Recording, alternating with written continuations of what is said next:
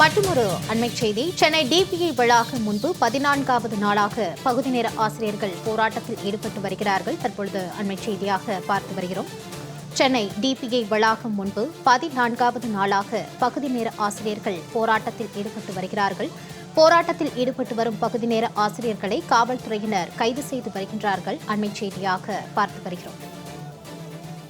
Chennai DPI வளாகம் முன்பு 14வது நாளாக பகுதி நேர ஆசிரியர்கள் போராட்டத்தில் ஈடுபட்டு வருகிறார்கள்.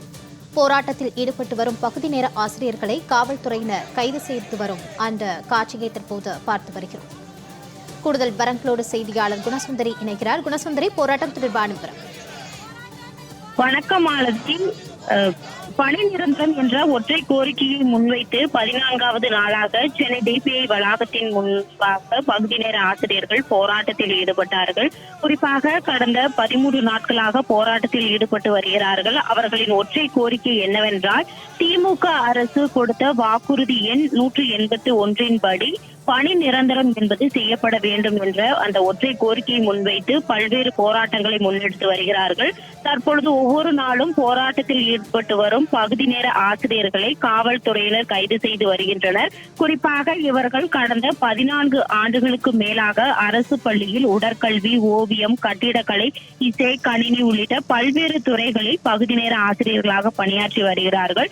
இவர்கள் இதற்கு முன்னதாக பல்வேறு போராட்டங்களில் ஈடுபட்ட பொழுது திமுக அரசு ஆட்சிக்கு வருவதற்காக இவர்களுக்கு வாக்குறுதி அளித்திருந்தது.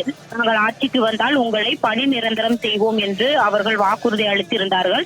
ஆனால் தற்பொழுது திமுக அரசு ஆட்சிக்கு வந்து 4.5 ஆண்டுகள் ஆகியும் இதுவரை அவர்களை பணி நிரந்தரம் என்பது செய்யப்படவில்லை என்பதால் கடந்த 14 நாட்களாக தற்பொழுது இன்று 14வது நாளாக போராட்டத்தில் ஈடுபட்டனர். போராட்டத்தில் ஈடுபட்ட பகுதி நேர ஆசிரியர்களை காவல்துறையினர் குண்டுகட்டாக கைது செய்து வருகின்றனர். மாலதி.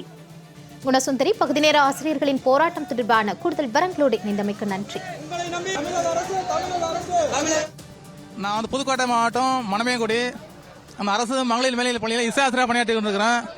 நான் வந்து பார்வையற்ற மாற்றுத்திறனாளி.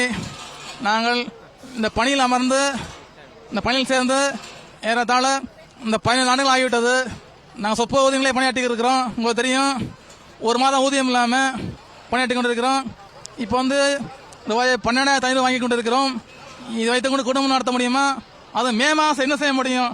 சாப்பிட முடியுமா? கரண்ட் பில் கட்ட முடியுமா? என்ன செய்ய முடியும்? யோசிச்சு பாருங்கள். நாங்களும் பலமுறை போராட்டத்தை கையெடுத்திருக்கிறோம். இன்று மிகப்பெரிய காத்திருப்பு போராட்டத்தில் நாங்கள் இருக்கிறோம். ஏனென்றால் ஐயா முதல்வர் அவர்கள் செய்வார் என்ற நம்பிக்கையில் காத்திருக்கிறோம். ஏனென்றால் அவர் கொடுத்த வாக்குறுதி தான் 181 வாக்குறுதி கொடுத்துள்ளார்கள்.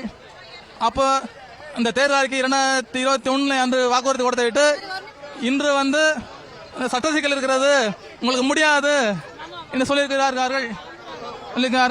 இந்த நியாயம் நாங்கள் வர பார்வையற்ற மாற்றத்தினாலே எங்களுக்கு இதை விட்டால் என்ன வழி இருக்கு? எங்களுக்கு இதை விட்டால் வழி இல்லை.